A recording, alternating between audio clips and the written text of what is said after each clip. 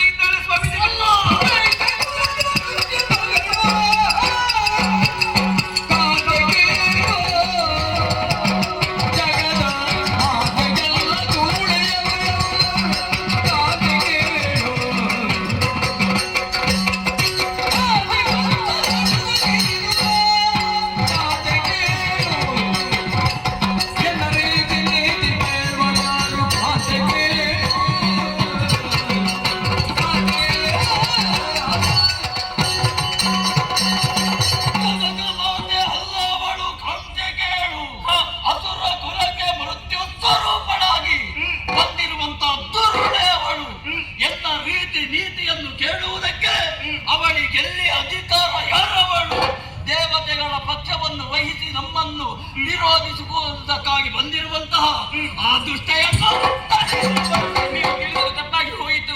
ದೇವತೆಗಳೆಲ್ಲರೂ ಸಜ್ಜನರು, ರಾಕ್ಷಸರೆಲ್ಲರೂ ದುಷ್ಟರು.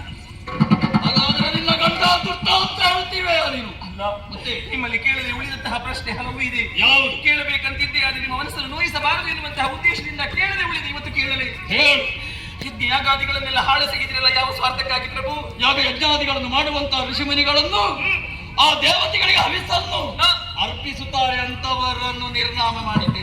ಗರ್ಭಿಣಿ ಸ್ತ್ರೀಯರನ್ನು ಹಿಂಸಿಸಿದ್ರಲ್ಲ, ಯಾವ ಪುರುಷಾರ್ಥಕ್ಕಾಗಿ ಪ್ರಭು? ಅಂತಹ ಬ್ರಾಹ್ಮಣರಿಗೆ ಸಹಕರಣೆಯನ್ನು ಒದಗಿಸುವುದು ಅವರು ಮೊದಲು ಸಾಯಿವೆ. ಕಾಳಿಕಾ ಮಂದಿರ ಮನೆ ಪುಡಿ ಪುಡಿ ಮಾಡಿದಿರಲ್ವ, ಯಾವ ಸಾಧನೆಗಾಗಿ ಪ್ರಭು?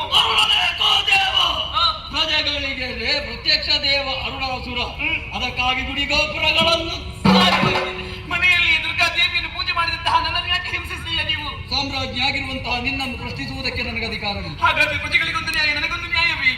ಸ್ವಾಮಿ, ಏನು ನೀವು ಆಕೆ ಯಾರು ಎನ್ನುವ ಹಾಗೆ ನೋಡಬೇಕಿದ್ರೆ ನಿಮಗೆ ಬರೀ ಹೊರಗಿನ ಕಣ್ಣು ಸಾಲದು.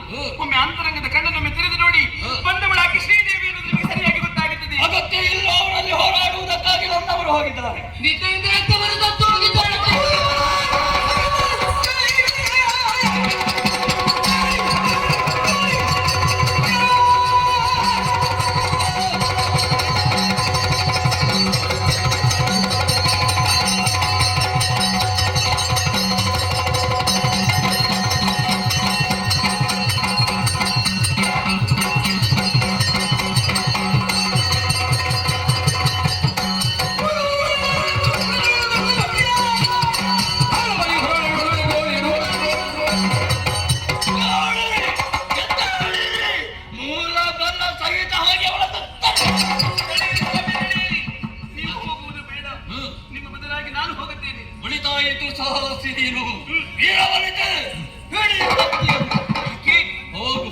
ನಮಗೆ ವಿರೋಧಿಯಾಗಿರುವಂತಹ ದುಷ್ಟೆಯನ್ನು ಹೋರಾಡುವುದಕ್ಕೆ ಬೇಕಾಗಿ ಹೋಗುವುದಲ್ಲ. ಯಾಕೆ? ಅವಳ ಬಳಿಗೆ ಹೋಗುತ್ತೇನೆ, ಅವಳ ಪದದಲ್ಲಿ ಬೇಡಿಕೊಳ್ಳುತ್ತೇನೆ, ಅಮ್ಮ ನನ್ನ ಮಾಂಗಲ್ಯ ಭಾಗ್ಯವನ್ನು ಉಳಿಸಿಕೊಡು ಎನ್ನುವಾಗ ಬೇಡದಕ್ಕೆ ಹೋಗುತ್ತೇನೆ. ಸ್ವಾಮಿ, ನಾನೆಲ್ಲಿರಬೇಕೆ? ನೀವು ಮನೆಯ ಒಳಗೆ ಕುಳಿತುಕೊಳ್ಳಿ. ರಣಹೇಡಿಯಾಗಿ, ಬೆಂಬೇಡಿಯಾಗಿ, ಜೀವ ಭಯದಿಂದ ಕಳ್ಳನಾಗಿ ಅಂತಪುರದಲ್ಲಿರಬೇಕು. ನೀವು ಮನೆಗೆ ಅಲ್ಲಿಗೆ ಹೋಗುತ್ತೇನೆ.